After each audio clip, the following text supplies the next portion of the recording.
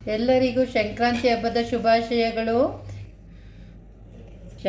ಸಂಕ್ರಾಂತಿ ಹಬ್ಬಕ್ಕೆ ಎಳ್ಳು ಬೆಲ್ಲ ಮಾಡ್ಕೊಳ್ಳೋಣ ಅಂತ ಅರ್ಧ ಕೆ ಜಿ ಕೊಬ್ಬರಿ ತೊಗೊಂಡಿದ್ದೀನಿ, ಅರ್ಧ ಕೆ ಜಿ ಬೆಲ್ಲ ತೊಗೊಂಡಿದ್ದೀನಿ. ಫಸ್ಟು ಈ ರೀತಿ ಕೊಬ್ಬರಿನ ಸಿಪ್ಪೆ ಎಲ್ಲ ತುರ್ಕೊಂಡು ಇಟ್ಕೊಳ್ಬೇಕು.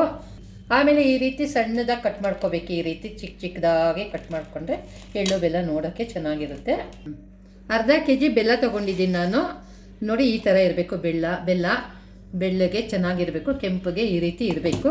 ಅರ್ಧ ಕೆ ಜಿ ತೊಗೊಂಡಿದ್ದೀನಿ. ಇದನ್ನು ಸಣ್ಣ ಕಟ್ ಮಾಡಿ ಇಟ್ಕೊಂಡಿದ್ದೀನಿ. ನೋಡಿ, ಈ ರೀತಿ ಒಂದು 10 ದಿನ ಮೊದಲೇ ನಾನು ಕೊಬ್ಬರಿ ಬೆಲ್ಲ ಎಳ್ಳು ಬೆಲ್ಲ ಮಾಡ್ಕೊತಾ ಇದ್ದೀನಿ. ಯಾಕೆ ಅಂದರೆ ಇವಾಗ ಚಳಿಗಾಲ ಇರೋದ್ರಿಂದ ಸ್ವಲ್ಪ ಮೆತ್ತಗಾಗ್ಬಿಡುತ್ತೆ. ಕೊಬ್ಬರಿನೂ ಅಷ್ಟೇ, ಬೆಲ್ಲನೂ ಅಷ್ಟೇ. ಹಂಗಾಗಿ ದಿನ ಒಂದು ಅರ್ಧ ಗಂಟೆ ಬಿಸಿಲಲ್ಲಿ ಇಟ್ಬಿಟ್ಟು ಬಾಕ್ಸಲ್ಲಿ ಹಾಕಿ ಮುಚ್ಚಿಟ್ರೆ ಚೆನ್ನಾಗಿರುತ್ತೆ. ಕೊಬ್ಬರಿ ಬೆಲ್ಲ ಕಟ್ ಮಾಡಿ ಇಟ್ಕೊಂಡಿದ್ದೀನಿ. ಇವತ್ತು ಕಡಲೆಕಾಯಿ ಬೀಜನ ತೊಗೊಂಡಿದ್ದೀನಿ, ಅರ್ಧ ಕೆ ಜಿ ಇದೆ. ಕಡಲೆಕಾಯಿ ಬೀಜನ ಇದು ಹುರಿದ್ಬಿಟ್ಟು ಸಿಪ್ಪೆ ಎಲ್ಲ ತೆಗೆದು ಸ್ವಲ್ಪ ಬಿಡಿ ಮಾಡ್ಕೊಳ್ಳೋಣ. ಕಡಲೆಕಾಯಿ ಬೀಜ ಮಾಡ್ಕೊಳ್ಳೋಣ. ಹುರ್ಕೋತಾ ಇದ್ದೀನಿ. ಅರ್ಧ ಕೆ ಜಿ ಇದೆ.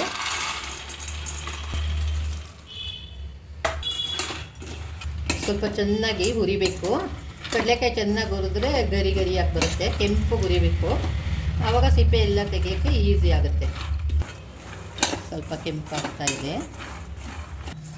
ಲೋ ಫ್ಲೇಮಲ್ಲಿ ಚೆನ್ನಾಗಿ ಕೆಂಪು ಹುರ್ಕೋಬೇಕು.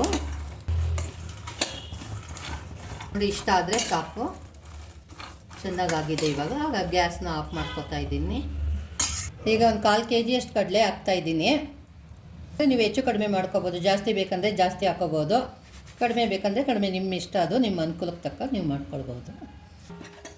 ಸ್ವಲ್ಪ ಬಿಸಿ ಮಾಡಿಕೊಂಡ್ರೆ ಸಾಕು.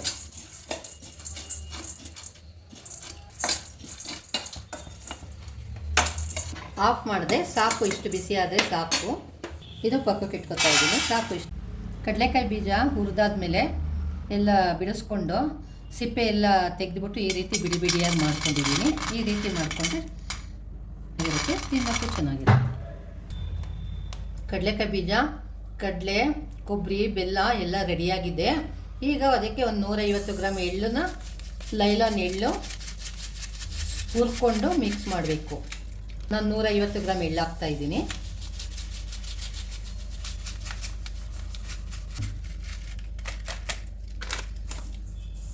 ಎಳ್ಳು ತುಂಬ ಕ್ಲೀನಾಗಿ ಇದೆ, ಚೆನ್ನಾಗಿದೆ.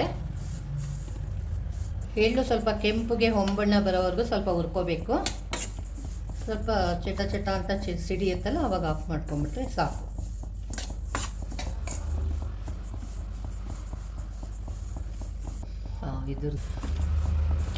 ಇದು ನಾವು ಮನೇಲೇ ಮಾಡೋದ್ರಿಂದ ಚೆನ್ನಾಗಿರುತ್ತೆ. ಎಳ್ಳು ಮಿಕ್ಸ್ ಮಾಡಿ ಎಲ್ಲ ಮಾಡ್ತೀವಿ ಹುರಿದು. ಅಂಗಡಿಯಲ್ಲಿ ಕೆಲವೊಬ್ಬರು ಹುರಿದಿರ್ತಾರೆ, ಕೆಲವೊಬ್ಬರು ಹುರಿದಿರಲ್ಲ. ಹಂಗಾಗಿ ಅಷ್ಟೊಂದು ಚೆನ್ನಾಗಿರಲ್ಲ. ನಾವು ಮನೇಲೇ ಮಾಡ್ತೀವಿ, ಚೆನ್ನಾಗಿರುತ್ತೆ ಮನೇಲೇ ಮಾಡಿದ್ರೆ.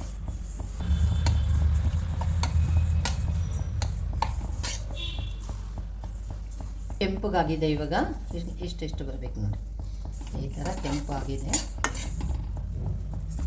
ಗ್ಯಾಸ್ ಆಫ್ ಮಾಡ್ಕೊಂಡ್ಬಿಡ್ತೀನಿ. ಇಷ್ಟು ಕೆಂಪಗಾಗಿದೆ, ಸಾಕು. ಇದು ಎಳ್ಳು ಎಲ್ಲ ತಣ್ಣಗಾದ್ಮೇಲೆ ಎಲ್ಲ ಮಿಕ್ಸ್ ಮಾಡಿಕೊಂಡು ಎಳ್ಳು ಬೆಲ್ಲ ಮಿಕ್ಸ್ ಮಾಡ್ಕೊಳ್ಳೋಣ. ಎಲ್ಲ ತಣ್ಣಗಾಗಬೇಕು. ಎಲ್ಲ ರೆಡಿಯಾಗಿದೆ. ಸಂಕ್ರಾಂತಿ ಹಬ್ಬಕ್ಕೆ ಎಳ್ಳು ಬೆಲ್ಲ ರೆಡಿಯಾಗಿದೆ.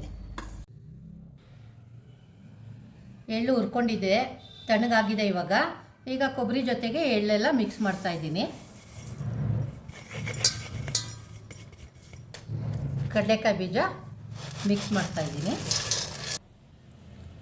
ಕಟ್ ಮಾಡಿ ಇಟ್ಕೊಂಡಿರೋ ಬೆಲ್ಲ ಮಿಕ್ಸ್ ಮಾಡ್ತಾ ಇದ್ದೀನಿ. ಚೆನ್ನಾಗಿ ಒಣಗಿಸ್ಕೊಂಡಿದ್ದೀನಿ. ಕಟ್ ಮಾಡಿ ಇಟ್ಕೊಂಡಿರೋ ಬೆಲ್ಲ ಎಲ್ಲ ಮಿಕ್ಸ್ ಮಾಡ್ತಾ ಇದ್ದೀನಿ.